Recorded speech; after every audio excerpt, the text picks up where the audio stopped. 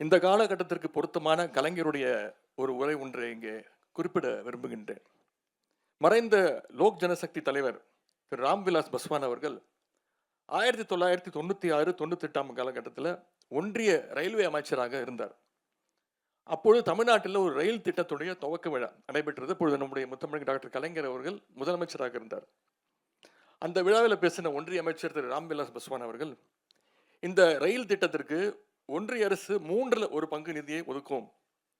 திட்டத்திற்கான 2 பங்கு நிதியை மாநில அரசு, அதாவது தமிழ்நாடு அரசு தான் ஒதுக்க வேண்டும் என்று கோரிக்கை வைத்திருந்தார். அடுத்து பேசிய முத்தமிழ் கலைஞர் அவர்கள் பேசும்பொழுது அவர் குறிப்பிடுகிறார், ரயிலுக்கு தண்டவாளம் மிக மிக முக்கியம். குறிப்பா தண்டவாளத்தில் இருக்கக்கூடிய 2 கம்பிகளும் ஒரே அளவுல ஒரே நீளத்துல தான் இருக்க வேண்டும். ஒரு கம்பி 1/3 பங்கு நீளத்திற்கும் இன்னொரு கம்பி அதை விட குறைவான அளவில் இருந்தா தண்டவாளத்துல ரயில் மட்டுமல்ல யாருமே பயணம் செய்ய முடியாது. அதே போலத்தான் நிதி ஒதுக்கீடும். மாநில அரசும் ஒன்றிய அரசும் தலா 50% சமமான நிதியை ஒரே அளவில் ஒதுக்கினாதான் அந்த திட்டம் சிறப்பாக இருக்கும்னு நம்மளோட முத்தமிழ் கலைஞர் அவர்கள் சொன்னார். 28 ஆண்டுகளுக்கு பின்னாடி கலைஞர் 28 ஆண்டுகளுக்கு முன்னாடி கலைஞர் பேசின பேச்சு இன்றைக்கு தமிழ்நாட்டுக்கு பொருத்தமாக இருக்கின்றது. அதற்கு உதாரணம் சென்னை மெட்ரோ ரயில் திட்டம். சென்னை மெட்ரோ ரயில் திட்டத்தின் 2ஆம் கட்ட பணிகளுக்காக 60,000 கோடி ரூபாய் செலவாகுது. மாநில அரசு 50%, ஒன்றிய அரசு 50% ஒதுக்க வேண்டும். ஆனால் நம்முடைய ஒன்றிய அரசு இதுவரைக்கும் சென்னை மெட்ரோ ரயில் திட்டத்திற்கு 1 ரூபாயை கூட ஒதுக்கவில்லை. ஆனாலும் இந்த திட்டம் நின்று விடக்கூடாது என்பதற்காக உறுதியோடு நம்முடைய முதலமைச்சர் அவர்கள் மாநில அரசு நிதியிலேயே இந்த திட்டத்தை இன்று சிறப்பாக செயல்படுத்திக் கொண்டிருக்கின்றார். கலைஞருடைய பேச்சாற்றலை இங்கே பரிசு பெற்ற ஒவ்வொரு மாணவரும் பெற வேண்டும் என்று என்னுடைய வாழ்த்துக்களை நான் தெரிவித்துக் கொள்கின்றேன்.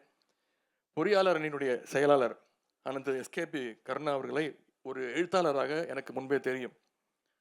அவருடைய முதல் புத்தகமான கவர்னரின் ஹெலிகாப்டர் என்ற புத்தகத்தை படித்துவிட்டு அப்பொழுதே அவரை பாராட்டி என்னுடைய ட்விட்டர் முகத்திலே நான் பதிவிட்டிருந்தேன். எந்த ஒரு விஷயத்தையும் எளிமையாகவும் அதே நேரத்தில் சுவாரஸ்யமாகவும் எழுதுகின்ற ஆற்றல் அவருக்கு நிரம்ப உண்டு. இங்கே அண்ணன் ஆர் ராசா அவர்கள் பேசும்பொழுது குறிப்பிட்டு பேசினார்கள். எந்த அர்த்தத்தில் சொன்னார் எனக்கு தெரியல. விரைவில் ஒரு ஆடாத நாற்காலி நான் அவருக்கு தர வேண்டும் என்று. இங்கு எந்த நாற்காலியும் ஆடாத நாற்காலி கிடையாது. ஆனால் திரு எஸ்கேபி கருணா அவர்கள் மிகவும் திறமையானவர். எந்த நாற்காலியை கொடுத்தாலும் அவர் அதை ஆடாமல் உட்கார்ந்து கொள்வார். இதற்கு எந்த அர்த்தமும் நான் சொல்ல மாட்டேன், நீங்களே கண்டுபிடிச்சோம். எப்படி அண்ணா ஆர் ஆசான் அவர்கள்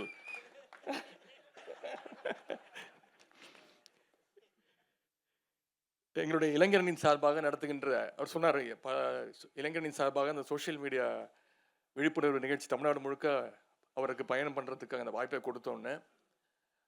அதே போல் நம்முடைய பயிற்சி பாசறை நிகழ்ச்சியிலும் தமிழ்நாடு முழுக்க அவர் பயணித்திருந்தார். இப்பொழுது நாங்கள் நடத்துகின்ற கலைஞர் நூற்றாண்டு இளைஞரணியின் சார்பாக நடத்துகின்ற அந்த பேச்சு போட்டி, என் உயிரினும் மேலான அந்த தலைப்பில் நடத்துகிற பேச்சு போட்டியில் 30 நடுவர்களில் அவரும் ஒரு நடுவர் என்ற அதற்கு இந்த நேரத்தில் நன்றியை நான் தெரிவித்துக் கொள்கின்றேன். வழி செல்வம் நாங்கள் கொடுத்துட்றோம். எத்தனை புத்தகங்கள் எழுதினாலும் எத்தனை பேர் எழுதினாலும் தீராத வாழ்வு முத்தமிழ் கலைஞருடைய பெருவாழ்வு என்று கூறிக்கொண்டு, எனவே அண்ணன் எஸ்கேபி கருணா அவர்கள் எழுதிய கலைஞர் கட்டிய தமிழ்நாடு புத்தகம் தமிழர்கள் அனைவரிடம் சென்று சேர்ந்திட நான் விரும்புகின்றேன். அவருக்கும் இந்த நிகழ்ச்சியை மிகச்சிறப்பாக ஏற்பாடு செய்த பொறியாளர் நிர்வாகிகளுக்கும் மீண்டும் என்னுடைய வாழ்த்துக்களையும் நன்றியும் தெரிவித்து வாய்ப்புக்கு நன்றி கூறி விடைபெறுகின்றேன். நன்றி, வணக்கம்.